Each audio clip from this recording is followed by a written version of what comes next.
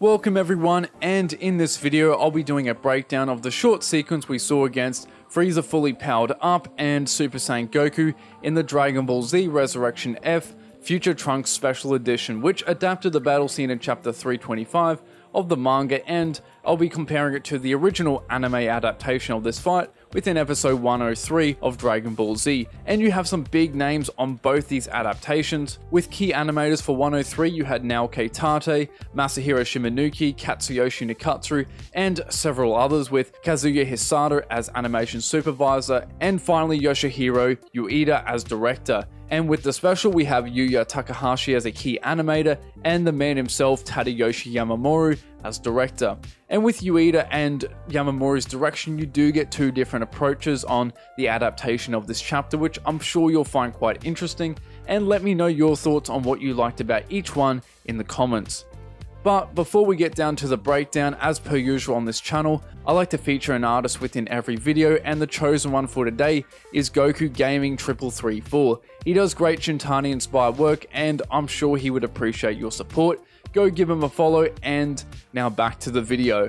So launching off with episode 103, Ueda's direction is certainly memorable here. His choice to change the entire color palette of the sky is especially notable. Shifting from the green and yellow to a black sky with red clouds creates quite a dramatic and important shift of tone. It really constructs a dark and foreboding atmosphere, which works well in selling the seriousness and desperation this battle has now come to, as well as the death of this once peaceful planet Namek. His framing of characters also comes into play with creating this atmosphere and is generally interesting throughout this episode and of course within this main cut. And while the storyboarding isn't one-to-one with the manga at all times for a decent proportion, I personally don't see this as a negative when it isn't, considering it still delivers in being interesting. But to the main fight itself, it starts off a little different. Instead of transitioning from the rocks falling like at the start of the chapter, then to Goku going in for the punch, at this point Goku has just been struck by Frieza and knocked down to the surface, and then follows on from there. The camera angles here are great, such as this low tilted angle shot of Goku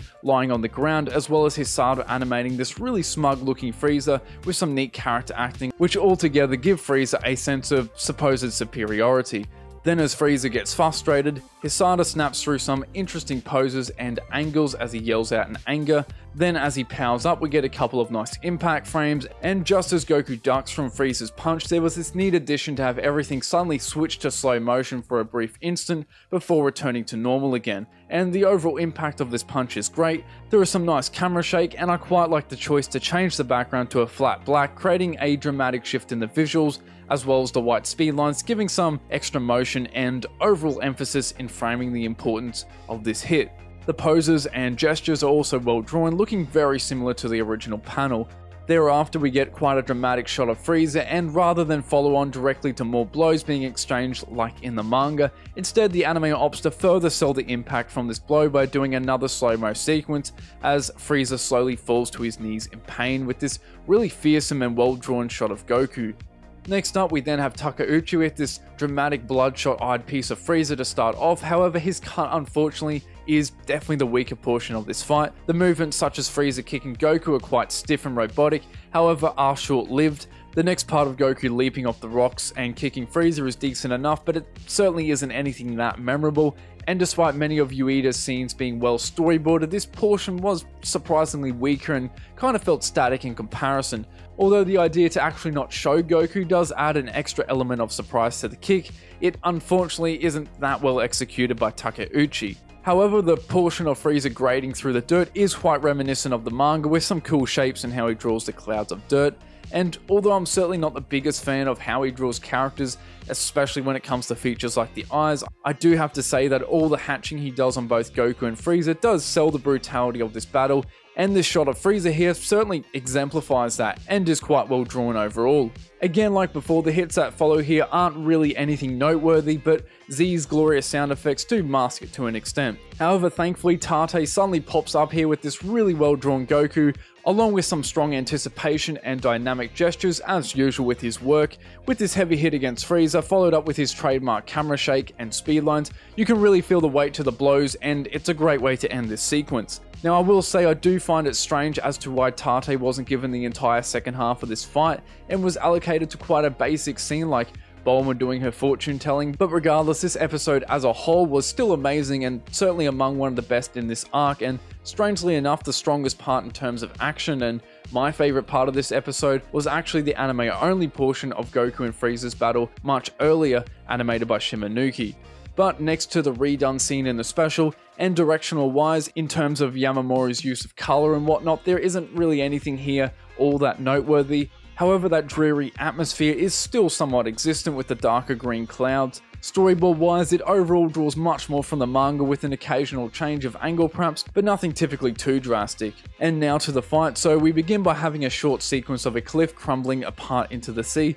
Then Goku, after dodging a blow, lands a decent hit of his own. Although shorter than before, I still quite like this sequence. The part where Goku ducks here is animated on 2s and 1s, so the motion feels quite smooth, and instead of slow motion, there is a small pause which builds up anticipation right before this sharp blow, then some excellent character art of Frieza with light speed lines and some other effects. Frieza then strikes Goku and kicks him back and is nicely animated as he tumbles back through the air. And we then have this really snappy kick back off the rocks with the camera tracking Goku. Frieza attempts to evade and Takhashi animates this really solid kick to the face, and I absolutely love Takahashi's timing here and with his work in general. Like I've mentioned in a previous video, he somewhat has this pause before and after a big hit with the characters kind of holding the pose with some really subtle movement, and typically with the camera shaking frame by frame, and overall it brings a lot of power behind the actions of a character. Even with a simple scene of just leaping from a rock, it gives that extra emphasis. I also feel that the storyboard following Toriyama's layout with Goku's comeback kick really benefited in this case in conveying motion, and moving on we get a very well drawn shot of Goku as he stands over Frieza with another nicely animated elbow and kick. You also have that familiar timing with an almost slow motion pause building up the tension right before the final hit, and finally with Frieza flipping back and some close-ups to finish it off. So in summary, in terms of supervision, I feel if you're somebody who prefers really clean and polished art, this special certainly exemplifies that. And although I'm certainly not a fan of Yamamuro's modern style, which of course dominated this episode, I can't deny that characters were still very well drawn and it was a consistent trait. In regards to Hisada's supervision, I much prefer his style and the rougher, grittier look characters had, typically with a lot more battle damage as well, which worked well with the tone.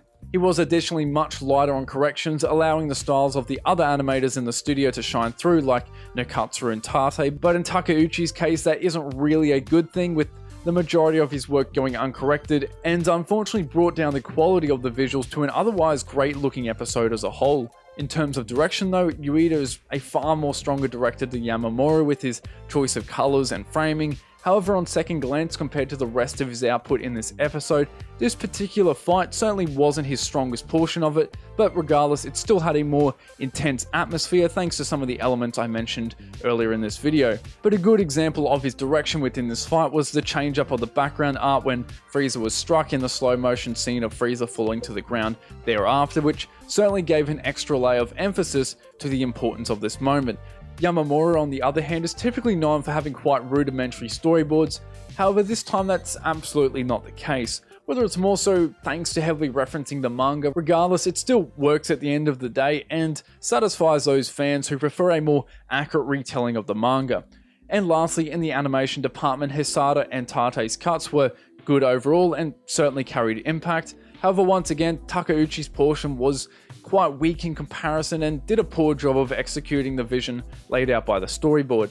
Takahashi, on the other hand, absolutely nailed it. He had interesting timing with quite a seamless flow within his scenes, with the punches and kicks he animated also carrying plenty of weight.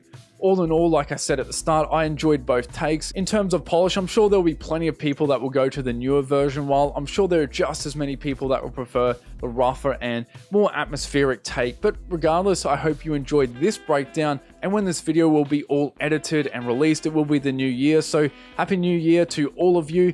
Thank you for watching, and I'll see you later.